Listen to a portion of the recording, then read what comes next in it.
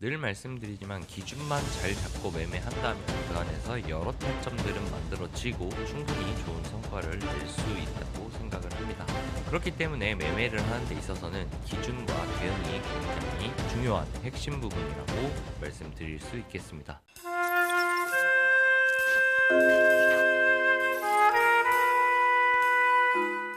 안녕하세요, 아기입니다. 자, 오늘 2025년 12월 24일 크리스마스 이브입니다. 어제 말씀드렸던 주요 자리를 기준으로 차트 역시 맞춰서 움직여주고 있다고 생각을 합니다. 지난 관점과 앞으로 향후 방향성에 대해서도 힌트가 나온 것 같으니 한번 정리해 보도록 하겠습니다.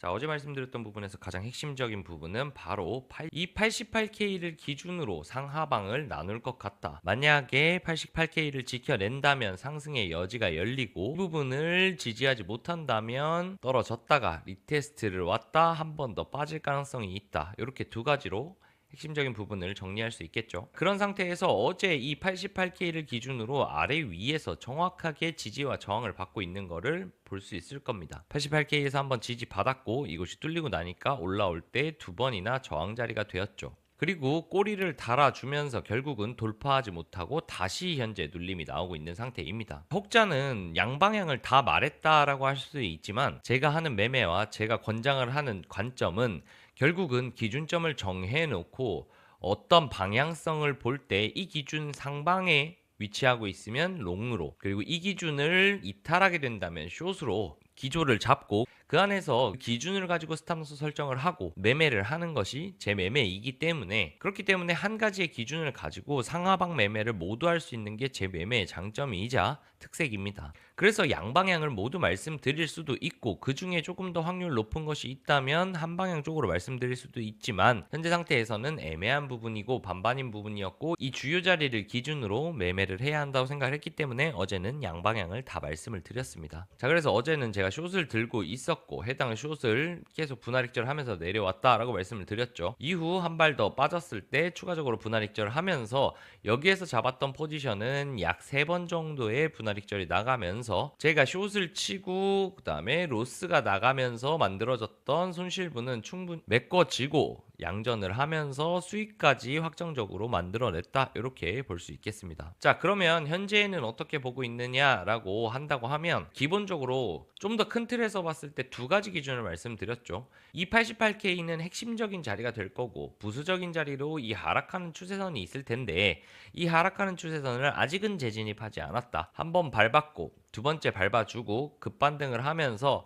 지지를 받았나 싶은 흐름을 만들어주고는 있지만 현재 다시 올라왔을 때 그러면 88K를 깼어야 한다라고 저는 보고 있습니다. 즉, 이 88K를 깨주지 못한다면 어제 말씀드렸던 하락에 가까운 뷰인 한 발 빠지고 88K를 다시 리테스트해서 기존의 지지 라인이었던 자리를 저항 체크를 하고 다시 한번 저항 받음을 확인함으로써 이곳을 못 뚫는다라는 걸 보여주고 이후 하락하는 흐름으로 진행되지 않겠는가, 이렇게 생각을 하고 있고, 기존에 보던 큰 틀에서의 천장이 이 추세선이 깨지면서 조금은 변수의 무빙을 줬지만 그럼에도 불구하고 고점을 높이지 못했기 때문에 결국은 조금 더 늘어진 천장이 되고 있는 게 아닌가, 그렇게 생각하는 이유는 88K를 돌파하지 못하면서 작은 봉부터 슬슬슬 다시 한 번 더 천장을 만들고 숏으로 내리꼽히는 그림으로 기울어져 가는 게 아닌가라는 생각이 든다라고 정리해 볼 수 있겠습니다.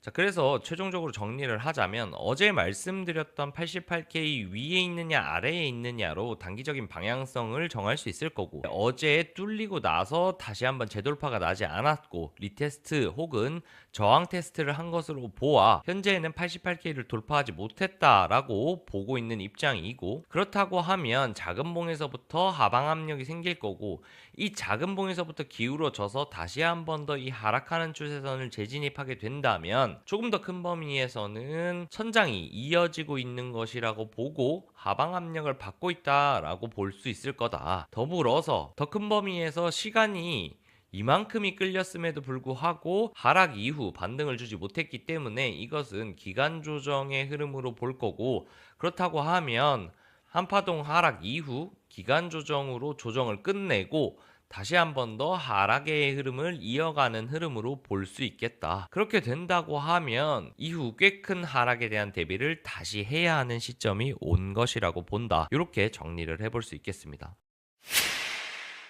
자, 이렇게 오늘 관점 영상을 마무리를 하면서 결론적으로는 산타랠리를 많이들 기대하셨던 것 같은데 현재 흐름으로 봤을 때는 썩 좋은 흐름이라고 볼 수는 없을 것 같습니다. 그렇기 때문에 리스크 관리를 하셨으면 좋겠고, 저는 지금부터 88K를 못 넘는 선에서는 지속적으로 반등을 주더라도 숏을 칠 예정이니까 단기적인 흐름과 중기적인 흐름에 대한 이해를 가지고 추세 추종을 하시면서 매매하셨으면 좋겠습니다. 더불어서 어제 말씀드렸던 것처럼 제가 이번 주에는 아마도 영상을 못 찍을 것 같습니다. 개인적인 일정이 있어서 다음 주 월요일 정도까지 아마 영상이 없을 텐데 부디 대응 잘 하셨으면 좋겠고, 만약에 혼자 대응하시기가 어렵다면 카톡방이랑 텔레그램 방에는 제가 브리핑을 지속적으로 남겨드릴 겁니다. 주요 자리가 도달했을 때 이 자리의 의미와 그리고 이 자리가 중요한 정도, 그리고 이후 흐름에 대한 브리핑들은 지속적으로 드릴 테니 영상을 기다리시는 분들께서는 저희 단톡방과 텔레그램 방에 입장하시면 도움 받으실 수 있을 거라고 생각하고 많은 참여 부탁드리겠습니다. 항상 댓글 달아주시는 분들, 그리고 영상 시청해주시는 분들 너무너무 감사하다는 말씀 전하면서,